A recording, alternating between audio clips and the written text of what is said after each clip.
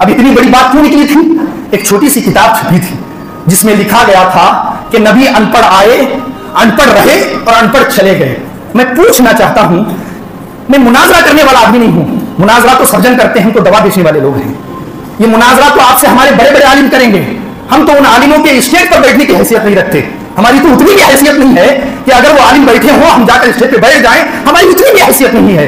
लेकिन हाँ, गुलाम मुस्तफा बड़े हैं, इसमें कोई समझौता नहीं है, गुलाम मुस्तफा होने में कोई समझौता नहीं है। तो बात ये करना चाह रहा हूं, ये किताब लाखों हजारों रुपए देकर, कम से कम हजारों रुपए देकर छपाने की जरूरत क्या पड़ी? तो आपका जवाब यही होगा ना कि हुजूर की सीरत को लोग जाने, इस्लाम के नूर को लोग जाने, इस्लाम की अच्छाई को लोग जाने और इस्लाम के करीब आए, इसलिए हमने किताब छापी है। यही जवाब होगा कि नहीं होगा? जब यही जवाब है, मैं आपसे पूछता हूं, अगर कोई स्कूल वाला बड़े बड़े होल्डिंग लगाए और उस पर लिखे कि इसका प्रिंसिपल भी अनपढ़ है, इसके फाउंडर भी अनपढ़ है, इसका मैनेजमेंट भी अनपढ़ है और इसमें पढ़ाने वाले उस्ताद भी अनपढ़ हैं, अगर कोई ये लिखकर लगा दे, तो आप अपने सगे बच्चे को उस स्कूल में एडमिशन कराना पसंद करेंगे? अरे आदमी एडमिशन करने के लिए कितने जतन करता है, कितने एडवर्टाइज करता है, जो बातें नहीं होती वो भी बताता है ताकि लोग आ जाएं। और आप कैसा दिन फैलाने वाले हैं जिस पर सारा दिन टिका हुआ है, उसे अनपढ़ बता रहे हैं। जब आप अपने बच्चे को अनपढ़ों के स्कूल में दाखिला नहीं दिला सकते, तो भला कोई काफिर अनपढ़ों के नबी पर ईमान कैसे ला सकता है? इसलिए जरूरी है कि अगर दीन फैलाना है तो पहले अपने नबी की अजमत को अपने दिल में बसाओ, पहले अपने नबी को बेमिसाल जानो, बाकमाल जानो, बेहिसाब जानो, तब जाकर के तुम्हें हक बनता है कि तुम नबी का दीन फैला सको। और अगर ऐसा नहीं कर सकते तो तुम्हारा कागज भी वेस्ट है, तुम्हारा पैसा भी वेस्ट है और उम्मत के अंदर इंतशार वो अलग है। इसलिए बड़े अदब और एहतराम के साथ कहता हूं कि इन बातों पर गौर करो, कहीं से भी नबी की शान के लायक नहीं है।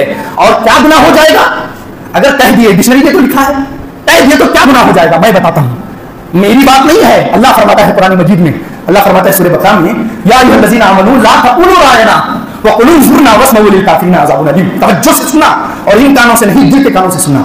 मैं बताने लगा हूं कि ये कितना बड़ा गुनाह है जो आपने किया है, कितना बड़ा गुनाह है वो समझाने लगा हूं।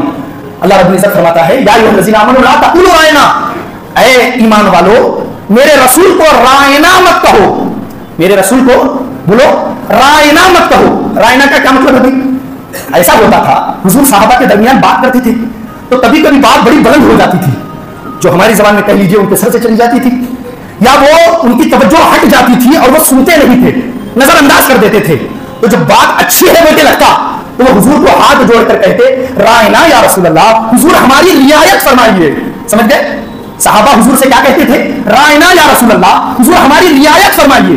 रियायत समझ गए? हमारा ख्याल फरमाइए। अरबी में कहते थे रायना या रसूल अल्लाह। तो चंद मुनाफिक थे, अरबी में भी बकरी चराने वाले को घसीट के रायना कहते हैं, बकरी चराने वाले को भी क्या कहते हैं? रायना।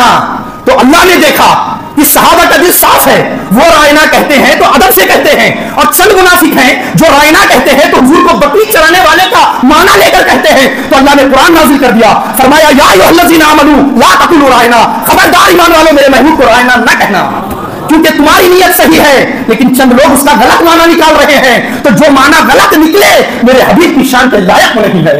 कभी यासीन, कभी ताहा, कभी वल्लैल आया, कभी यासीन, कभी ताहा, कभी वल्लैल आया, जिसकी कसमें मेरा रब खाता है, कितनी ऊंची उसकी अजमत होगी, जिसकी अजमत इतनी ऊंची है कि अल्लाह नाम लेकर खिताब नहीं करता, अदब सिखाता है, आप उसको अनपढ़ कहते हैं।